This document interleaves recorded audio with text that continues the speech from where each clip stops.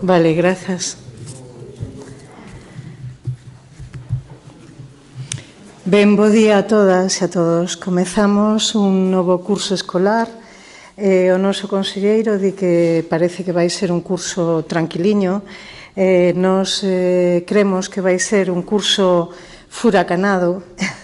Hai varios motivos para afirmar isto. Primeiro, temos aí pendente o pacto estatal pola educación e comezamos o curso con bastantes problemas desde o noso punto de vista serios.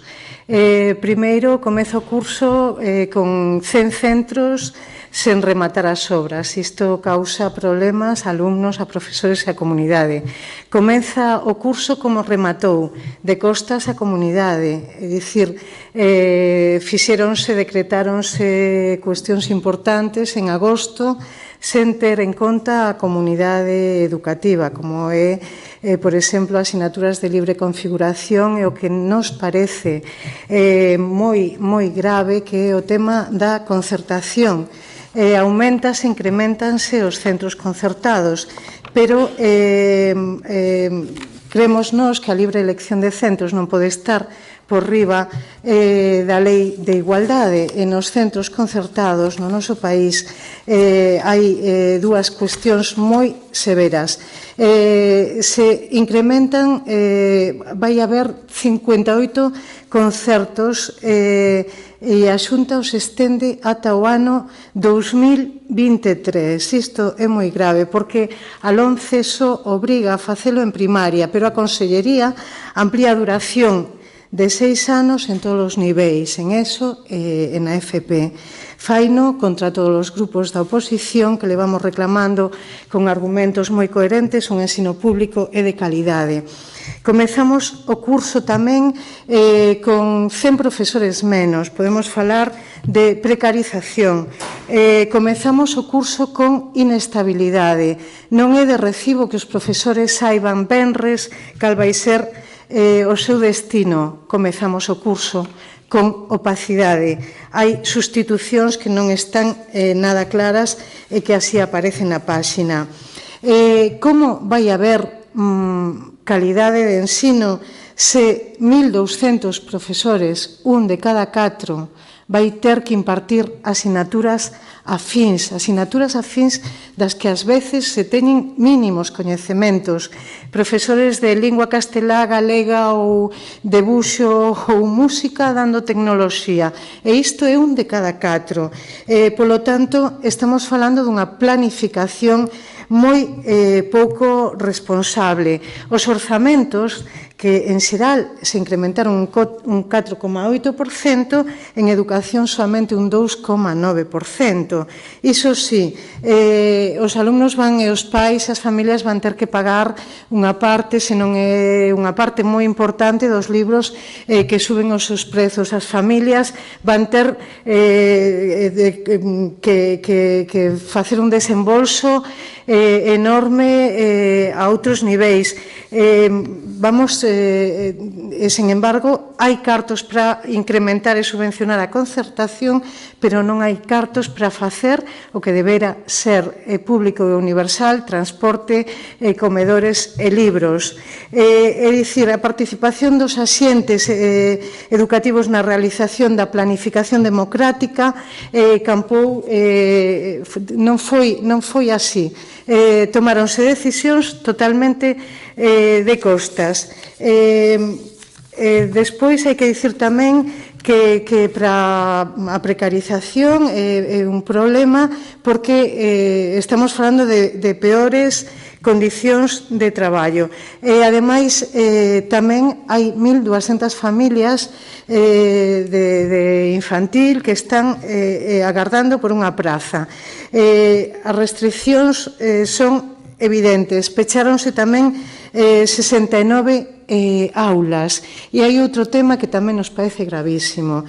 O conselleiro anuncia como un logro a ampliación do plurilingüismo e da digitalización. Moi ben, nos creemos que o plurilingüismo está ben, pero por que na carga lectiva o noso alumnado, con todos os problemas que está vendo, ten 31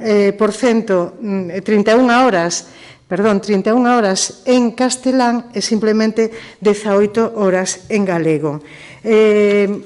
Con respecto a outro dos problemas importantes, a parte da falta de comunicación, da falta de empatía, do prexuizo de todos estes temas que estamos dicindo, con respecto a alumnos, profesorado e de costas aos sindicatos e tamén a sociedade en xeral, dicir que o curso comeza hoxe e comeza cun transporte que ten que axustarse, un transporte que non sempre dixemos, claro, que hai necesidade de modernizar, pero hai que ter en conta que isto tiveron 8 anos para facelo, o fan a última hora, tarde mal e bastante arrastro, e que vai haber noticias que nos creemos que son curiosas, como que as persoas que van ser responsables nos autocares escolares teñen tamén capacidade de veto, e que tamén vai estar a Garda Civil supervisando. Isto parécenos que non é excesivamente, primeiro, a xente que vai controlando os autocares non ten ferramentas para vetar a ningún usuario que queira entrar ou non. E segundo, unha cousa que se facilite o acceso da xente do rural, e outra cousa é que non se liberen e non se xan menores os tempos dos alumnos e das alumnas nos transportes. Hai falta, polo tanto, de planificación, moita improvisación, é un curso que empeza con poucas garantías de tranquilidade. Mais nada, grazas. Fronte á volta ao cole do Partido Popular, da improvisación constante, da inestabilidade, da falta de recursos, En Marea propón unha volta ao cole, quixera propoñer unha volta ao cole en igualdade para todas e para todos. Nos propoñemos un modelo radicalmente diferente. E para isto son necesarias cando menos 4 cousas. En primeiro lugar, acadar un ensino público universal e verdadeiramente gratuito. Non se pode dicir que en Galicia temos un ensino gratuito cando de media os pais e as nais están afrontando estes días 850 euros de media por alumno coa volta ao cole. Isto supón unha desigualdade importante, supón unha eiva de entrada precisamente para as persoas que máis o precisan. Por iso, dende En Marea creemos urxente aumentar a dotación orzamentaria para o ensino público para acadar cando menos un 7% do PIB ao fin da legislatura. Isto que nos permitiría? Permitiríanos dunha banda garantir que verdadeiramente vamos ter libros gratuitos, pero tamén avanzar na gratuidade do material escolar e dos mal chamados servizos complementarios. Mal chamados servizos complementarios porque, ao noso entender, son servizos fundamentais para o correcto desenvolvemento do sistema educativo, como é o servizo de comedor ou o servizo de transporte, que na actualidade son repagados polas familias. Precisamos tamén aumentar as bolsas educativas para precisamente garantir que quen máis precisa ten máis recursos, para garantir que non deixamos a ningún rapaz e a ningunha rapaza fora do sistema educativo por non contar cos recursos necesarios. Necesitamos máis recursos tamén para aumentar o profesorado. Fronte ao discurso da normalidade, da recuperación da crise que pretende o Partido Popular, a realidade é que hoxe Galicia ten menos docentes que antes da crise. Hai que recuperar as cifras de docentes que tiñamos, hai que recuperar profesores adicados exclusivamente a aquelas materias das que son profesionais e non asumir como normais que hoxe un de cada 4 profesores e profesoras no noso país vai a impartir materias das que non é especialista. Isto non é inversión en calidade, isto é recortes, isto é reducir no sistema educativo, reducirnos no dereito á educación para todos e para todas. En segundo lugar, e mañá así o levaremos ao Pleno do Parlamento, En Marea considera urxente a defensa dun plan específico para o rural. Xa o comentamos no período de sesións previo, seguimos traballando coa sociedade civil nun plan específico que atenda a, valga a redundancia, as especificidades do rural. Por primeira vez, a matrícula, os alumnos e alumnas matriculados no rural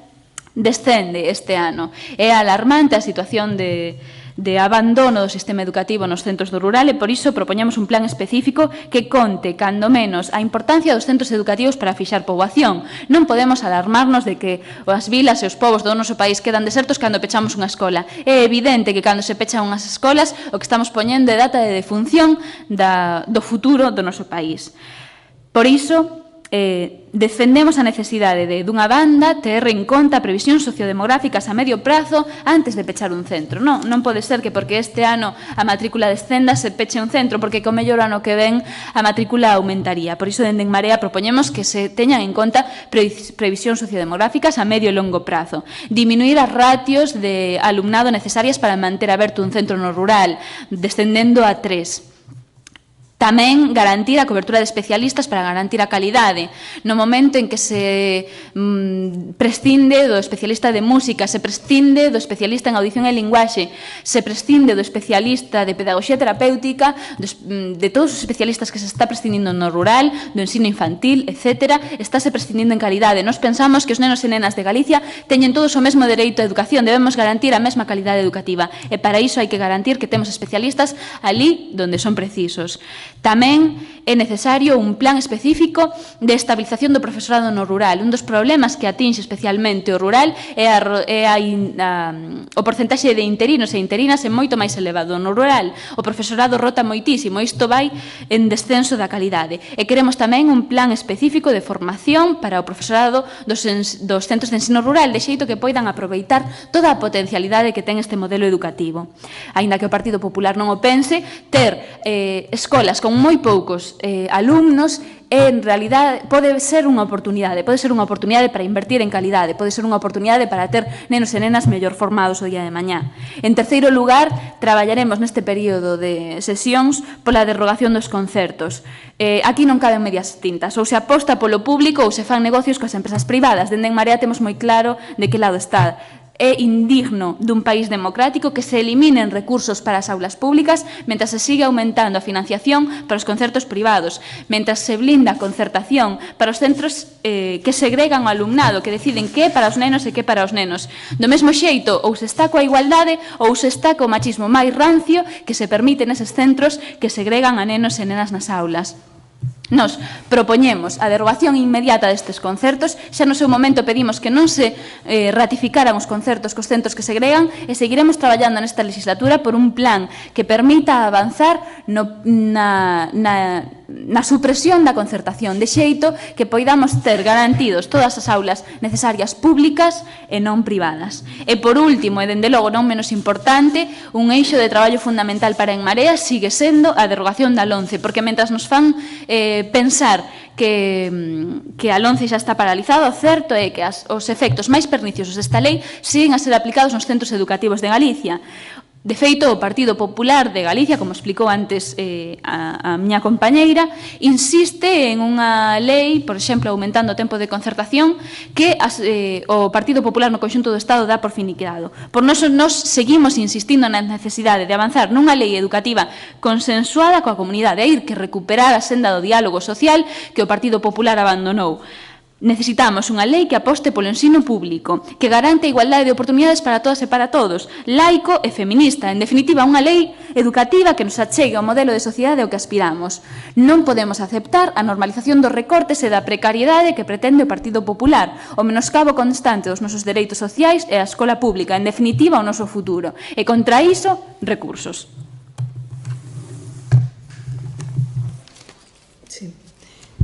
Aínda que o tema é o comezo do curso escolar, nos queríamos dicir tamén facer unha pequena observación. Mañá trataremos, temos unha iniciativa no pleno para falar do Pazo de Meirás, pero como onte o presidente do PP e o presidente do goberno galego dixo que expropiar era franquista, nos non podemos calar, necesariamente temos que facer unha pequena observación, aínda que mañá falaremos abondo e explicaremos ben argumentada cada unha das nosas da nosa visión.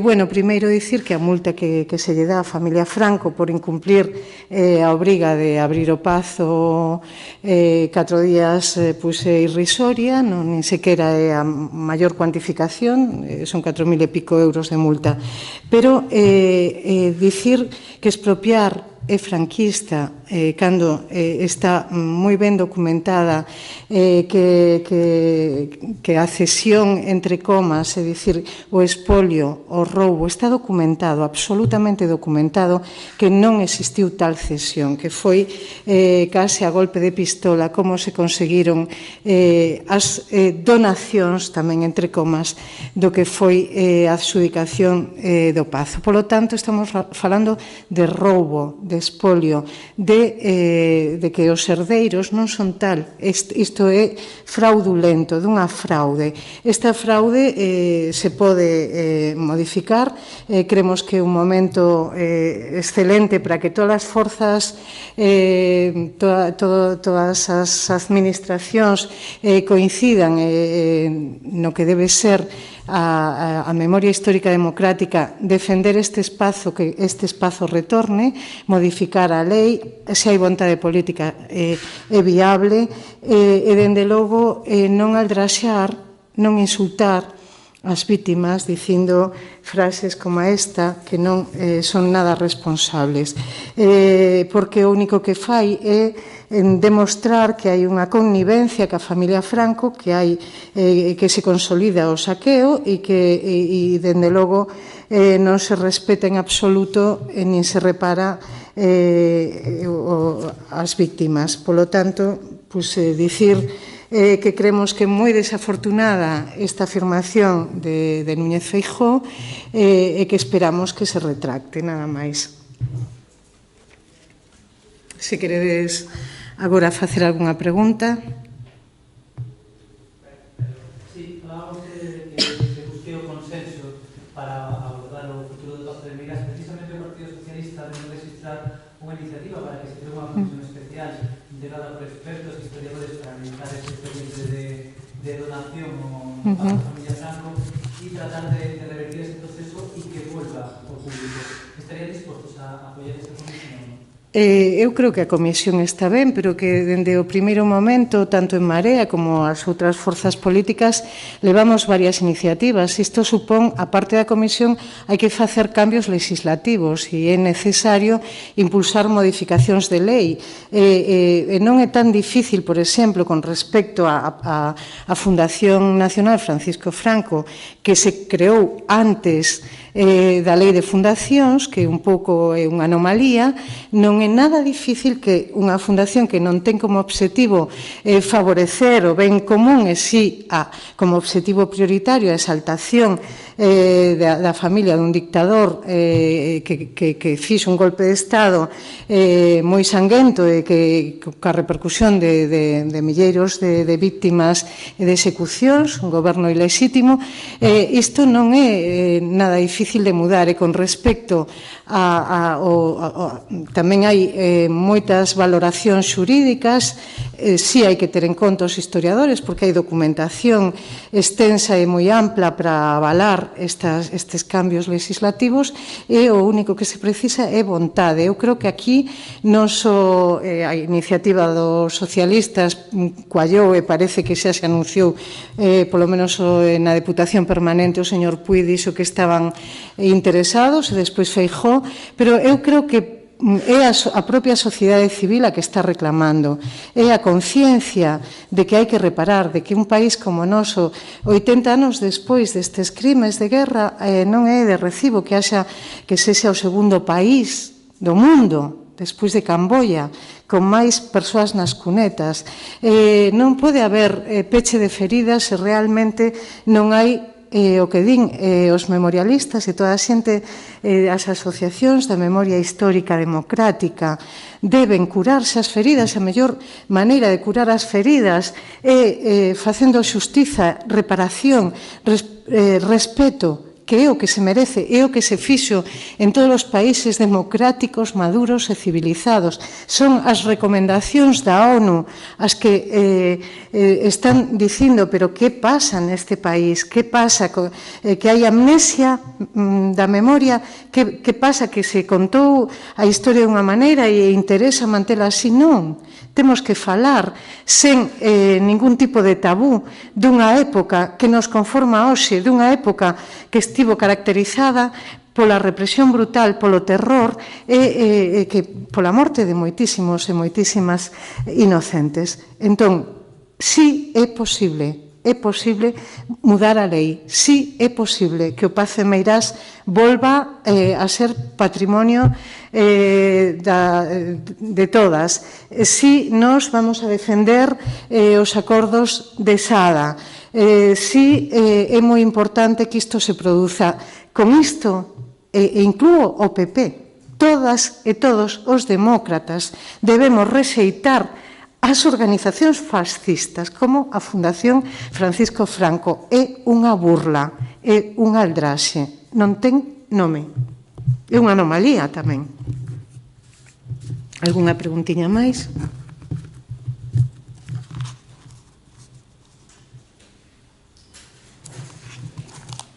Pois nada, moitas grazas. Hasta outro día.